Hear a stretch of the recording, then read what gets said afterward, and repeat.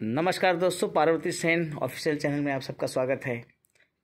तो पार्वती सेन जी, क्या सुनाइएगा आप? आज हम सुनाओ विवाह गीत। कौन वाला? कोयलर वाला, जो विवाह में सबसे पहले गाय जात है। कौन कोयलर? जो अच्छा कोयल जो होती हैं। हाँ, कोयलर।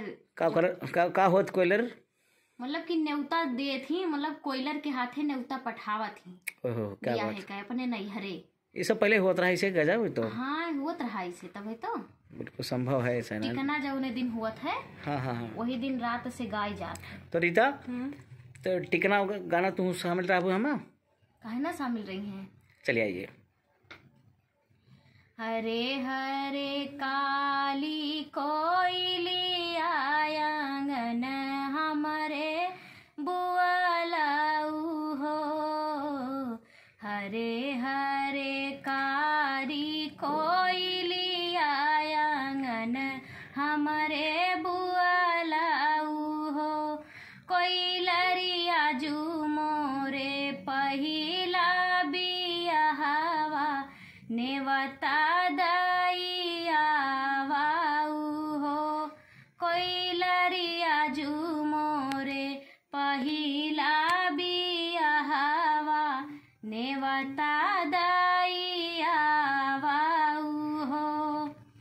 अरगना नेउतेऊ परगना अरुणानियाऊर अरुणानियाऊर हो। कोयलरिया कनाही नेवतेऊ बीरन भैया जेना से मैरूठेऊ हो। कोयलरिया कनाही नेवतेऊ बीरन भैया जेना से मैरूठेऊ हो। हरे हरे काली कोयली आंगन हमरे बुआलाऊ हो। कोयलरी फिर से नेवता दइयावा बीरन भैया माई हो। कोयलरी फिर से नेवता दइयावा बीरन भैया माई हो। हरे हरे सासु गोसाइनी करहिया उतारा करहिया उतारऊ हो। सासु आजू मोरी दुनिया अंधेरी बीरन भैया नहीं आए हो। सासु आजू मोरी दुनिया अंधेरी बीरन भैया नहीं आए हो। सासु तो मिलई आपन पुतवा ननद आपन भैया ननद आपन भैया हो। अरे बजरे के छतिया हमारी तके ही उठी भियटाऊ हो। सासु बजरे के छतिया हमारी तकेहू उठी भियटाऊ हो। आगे आगे आवई घिउ गागरी पियरी गाहा बड़ी पियरी गाहा बड़ी हो। अरे नीले घोड़े भैया सवार तो डड़िया भौजी हमारी हो। सासु नीले घोड़े भैया सवार तो डड़िया भौजी आपन हो। कहवा उतारऊ घिउ गागरी पियरी गाहा बड़ी हो।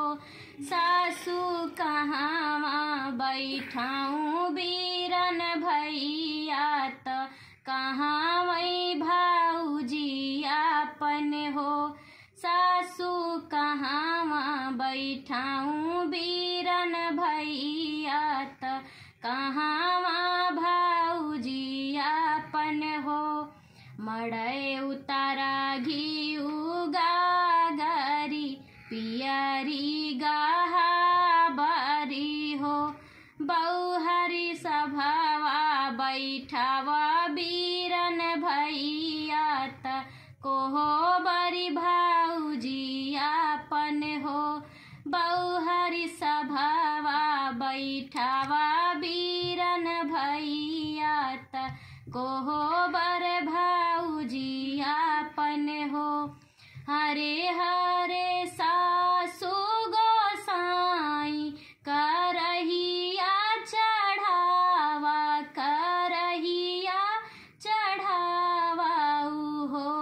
सासु आजू मोरी दुनिया जोर बीरन भैया आई गए हो। सासु आजू हमारी दुनिया जोर बीरन भैया आई गए हो। हरे हरे काली कोयलिया आंगन हमरे बुआलाऊ हो। कोइलरिया जू मोरा पहिला बियाहवा नेवता दाइया वाऊ हो। आप सबके जयमडी। अगर बहुत ये सुंदर अच्छा लगे तो चैनल के सब्सक्राइब करिए। एक यादव बहनी लोग यादव के लिए के लिए हाँ बहुत बहनी लोग नया नया पारंपरिक गीत है। ठीक है जी। जय हिंद।